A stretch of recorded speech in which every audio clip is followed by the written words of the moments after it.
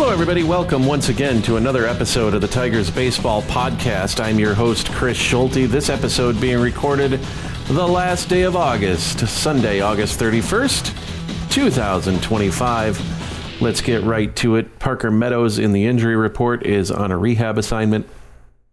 Matt Vierling and Brant Herter aren't too far behind. Brant Herter got sent down a couple weeks ago, but it turns out he has had some back issues. And I honestly feel like that's probably what was causing his issues at the big league level, because he was too good for too long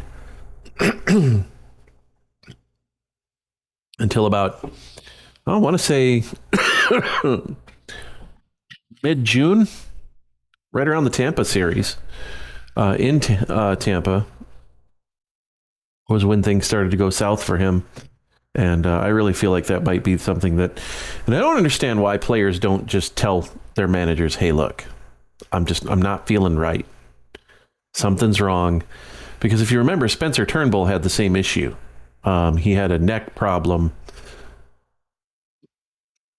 when Detroit was going to send him down to AAA in 2023.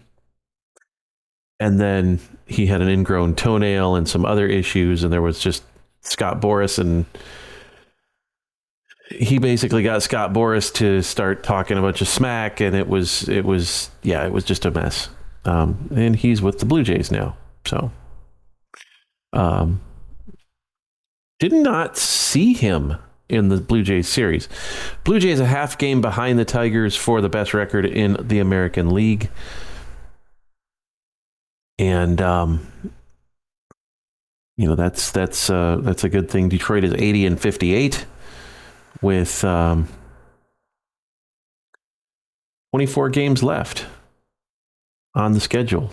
Starting tomorrow in Detroit against the New York Mets, who are fighting for the division with the Philadelphia Phillies. Also fighting with with a number of teams for a wild card spot. And Detroit, of course, 9.5 games ahead of Kansas City and Cleveland for the division title for the American League Central. Detroit finished 9-4 against Kansas City. That series wrapping up today. And the only series now that they need to worry about is the season series against Cleveland. And to give you an idea of how good the Central has been this year, there have only been 2 sweeps in divisional play involving the Detroit Tigers. They swept the White Sox at the beginning of the year, and they swept the Guardians in Cleveland in July.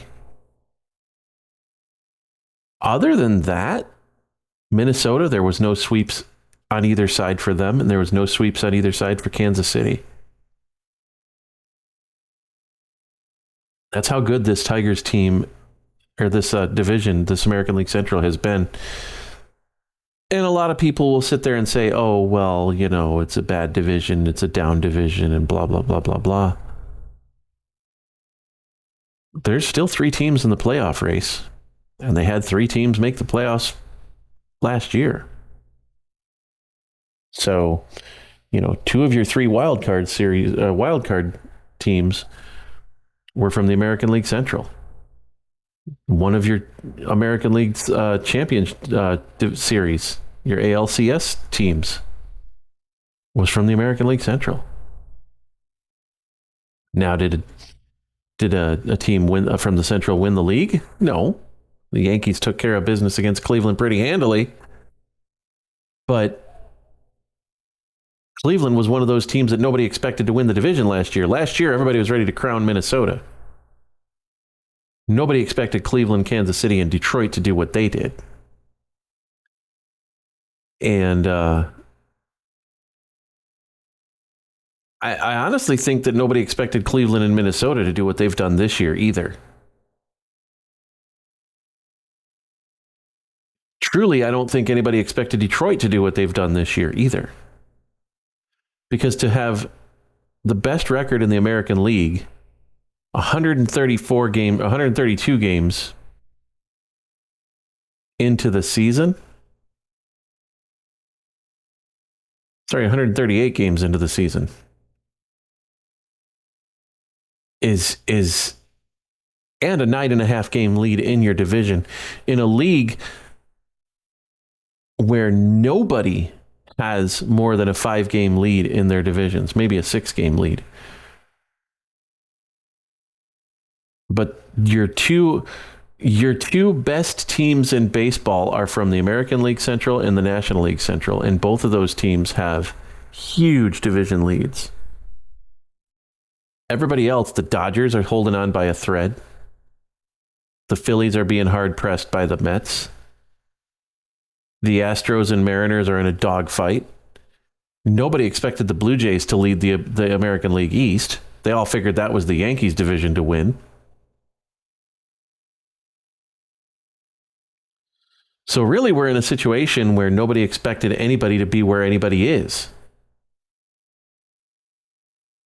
So that's why they play the games.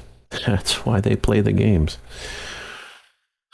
Detroit had a bad week. They went 2-4 this week. They lost. They got swept by the Athletics. And I told you that Detroit doesn't play well on the West Coast. You know, you would think, oh, well, they're playing in Sacramento. The climate's different. It's not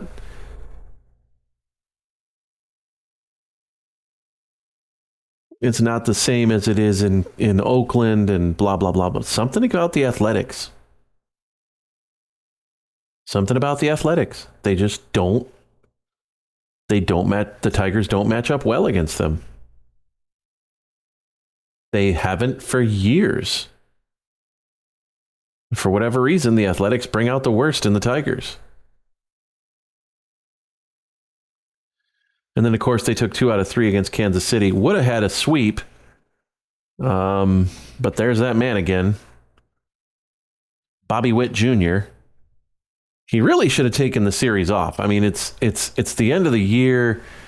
It's you know, he's probably pretty tired. Maybe there's a nagging injury or two that needs to get taken care of. He should have gotten treatment and just sat out the series. Wouldn't have hurt nothing. Oh, well. So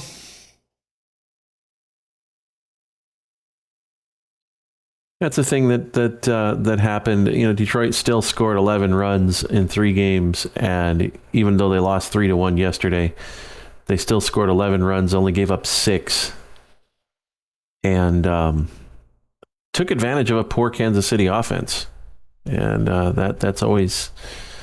I mean, they've been playing better offensively, but good pitching always beats good hitting. And I know it sounds cliche. And let's be realistic, Chris Paddock and Jack Flaherty, neither one of them are any great shakes this year anyway. Jack Flaherty's just not pitching well this year. He went 5 2/3, got a no decision yesterday, and he gave up a run, but he's just not been himself. He's not been what we had last year. And he'll take his player option this year, and he'll be back next year, and you know, more power to him. It's what he's entitled to. So, you know, we're good with that. Skubal, of course, today was it's really funny because he gave up 4 hits. And I remember looking over and just going, Scoob, what's going on? After Maikel Garcia hit his second double of the game. And it's interesting when you look at what Tarik Skubal does and who Tarik Skubal is as a pitcher. And okay, he goes 7, gives up no runs on 4 hits, and you know, has a decent final line. But you're so used to the double-digit strikeouts and no walks and maybe 2 hits, and neither one of those hits being really hard hit balls, that when he gives up 4 hits, even though there's no runs involved and he goes 7, you still kind of look up and go, man, what's going on? He must not be feeling it today. So congratulations to Riley Green, over 100 runs driven in this year. With 32 homers, he's just having a breakout year. He's really built well on what he did last year. Even though his chase rate is up, his walk rate is down. He's still doing much better. Well, not much better, but let's not forget that he was injured twice last year.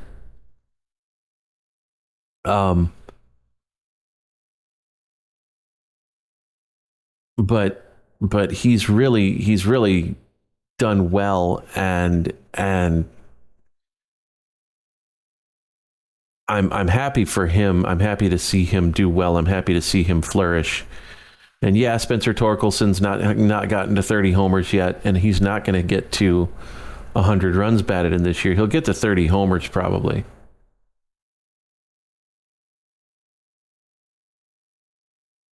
But he's not going to get to 100 ribbies. But he's still going to have a good season, and it's good to see him bounce back as well. So let's have a look at what's going on in the next, this next week. It's a homestand. It's a 6-gamer. The Mets coming in tomorrow for some interleague play, and then the White Sox finish out their season series with the Tigers this weekend. The next week they go on the road for 6. They've got 3 in New York against the Yankees and 3 in Florida against the Marlins in Miami. Then they come home for 3 against the Guardians and then 3 against the Braves. That finishes out their interleague schedule. And then they go back on the road to finish the year, 3 in Cleveland, 3 in Boston. I am hoping that they've still got this 8.5, 9.5 game lead by like